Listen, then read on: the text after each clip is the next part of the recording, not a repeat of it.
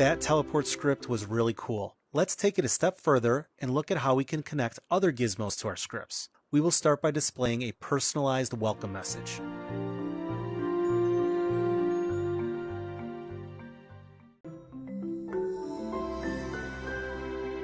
When people enter your world, let's display welcome plus their name in a text gizmo. Bring out a text gizmo and a new script gizmo, which we will name welcome text. Delete the world start event and bring over when player enters world. From the actions tab, grab the display text code block and place it under world enter event. Because we want to display two text strings, we will need a plus symbol from the operators tab. Replace the purple pill with the plus symbol. Then, near the bottom of our Values tab, drag a string input into the +A slot. We can then type welcome and then hit spacebar. Back on our Operators tab, about halfway down under Player, grab Name of Player and put it into the B slot. Then take a green player pill and place it in the Name of Player code block.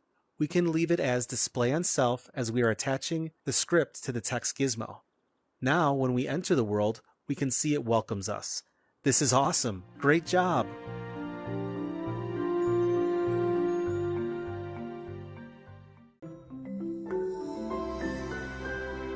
Let's play a sound on this wand when it's picked up.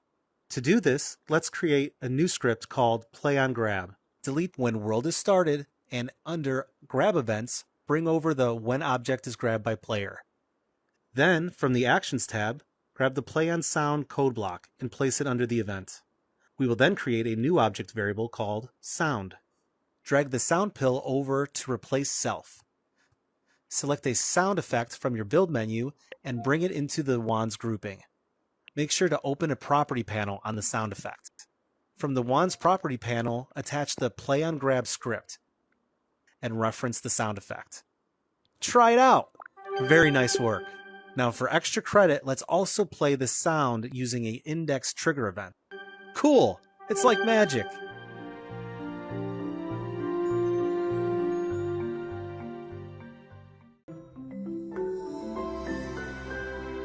As we start to create multiple script gizmos, organization will be key to building more complex worlds. Take a minute to build a script corner.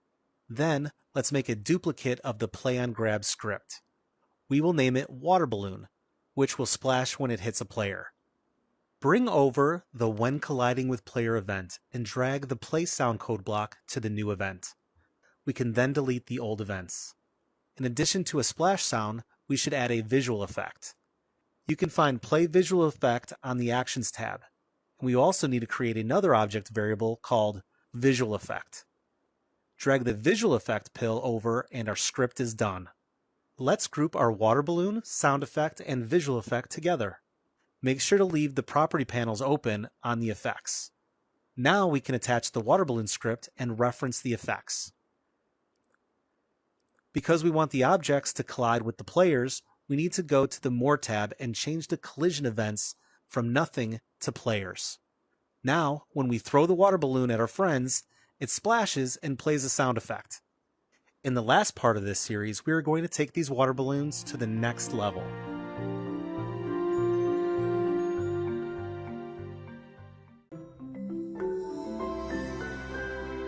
Let's make a duplicate of the water balloon script. We will name it Loop Effects.